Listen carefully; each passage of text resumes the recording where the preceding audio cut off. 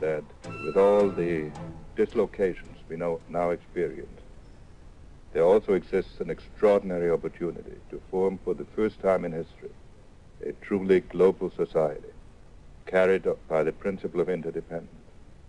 And if we act wisely and with vision, I think we can look back to all this turmoil as the birth pangs of a more creative and better system. Key position to shape this so that the problem of the Bush presidency will be the emergence of a new international order. Within the next 4 years, we will see the emergence of a new international order. The beginning of a new international order, and it could well be that this president, who is so reviled by intellectuals, will emerge as one of the seminal presidents of his period. Let's assume of American modern history. One of the seminal presidents. He could. There's a need for a new world order, but it has different characteristics in different parts of the world.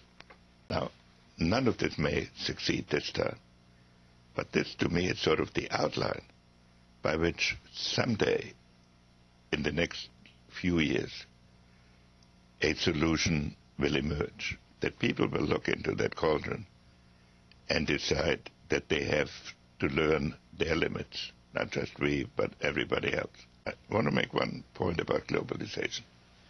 It's always discussed in economic terms, that everybody is better off. But that is only partially true. Everybody is better off on the average. But in some countries or in some regions, people lose their jobs. Major adjustments have to be made. That's the engine of globalization. The people who are disadvantaged by the process look to their governments for solutions. But the governments are national and the problem is global. So how to bring about a relationship between the desirable process of globalization and its impact on the politics? You're encouraged that China will get better and will grow and will be a more responsive citizen of the world? I could write a script where this will not happen, because the pressures inside China are enormous to deal with so many problems. It's incumbent on the next president to be able to... I would say to the new president what I'm saying to the current president, or I have said to previous presidents. The relations with China are the fundamental challenge of American policy. Because if we get that wrong, then much else we may do right. It's going to be subsumed in an attention to a conflict like the Cold War. And that is something that we must really avoid. And if we want to have a constructive world,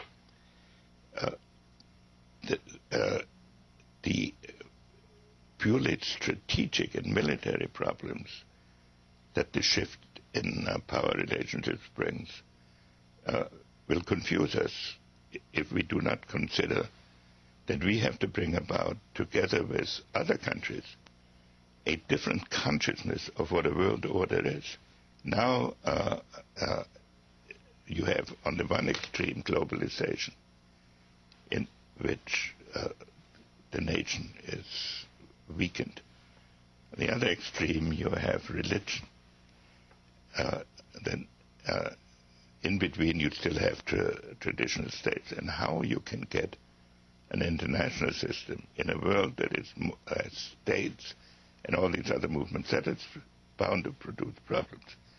But I have actually, especially in the last months, developed the thought that yes, we are living in a period of tremendous turmoil now. But I think that at the end of this administration, with all its turmoil, and at the beginning of the next, we might actually witness the creation of a new order, because people looking in the abyss, even in the Islamic world, have to conclude that at some point ordered expectations must return under a different system. But you cannot wake up every morning wondering what horror is going to befall you. And so, yes, we're in a I find it interesting that somebody called a conference of ambassadors in Baghdad of all the surrounding countries, plus the Security Council, and everybody came. And it hasn't broken up. Of course it didn't settle anything yet, and it won't very necessarily quickly, but then they're adjourning to a foreign ministers meeting. Now, it's just the beginning, a very small step on a road which either this administration will have to travel further or a new administration. Somewhere along the line, something like this must happen. That's an appropriate place to end this conversation and as the beginning of a series of conversations, but it is to recognize that we are at one of those moments. Absolutely. Where there are forces at work, but and that people may be coming to an idea that we're looking at an abyss and need to come back from it, and you see some hope that might be starting. It's also a great opportunity. Thank you for coming. Henry Kissinger, former Secretary of State. We began, as I said, this series of conversations with former secretaries of state, with people from not just the United States, but other countries, talking about this new world order and where we go from here. Have become inextricably intertwined, loaded in a kind of codependency that neither side thinks is particularly healthy, but which for the moment neither will move to break. I believe that what the Chinese are trying to do is to make themselves somewhat more autonomous of financial decisions made in the United States. And therefore they want to reduce their reliance on the dollar as a reserve currency. And it seems to me they're moving very gradually, very carefully to create a possibility of an alternative reserve currency. Right.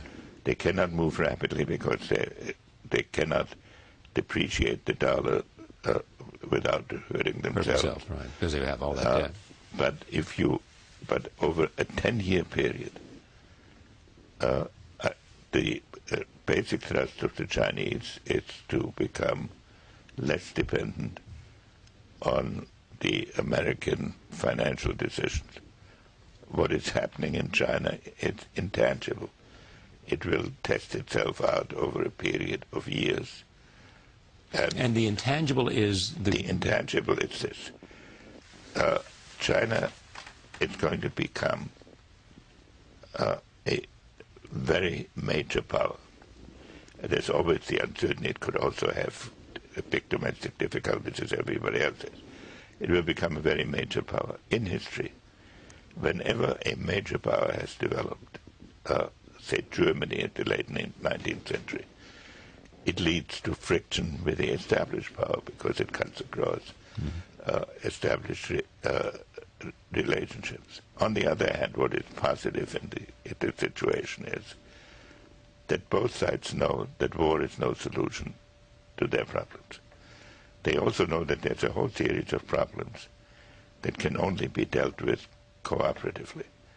So each leader, each group of leaders, has to overcome the tendencies towards the traditional pattern in which foreign policy has been conducted in their country.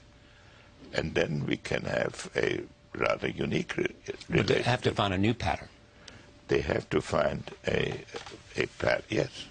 pattern that's adequate to this period.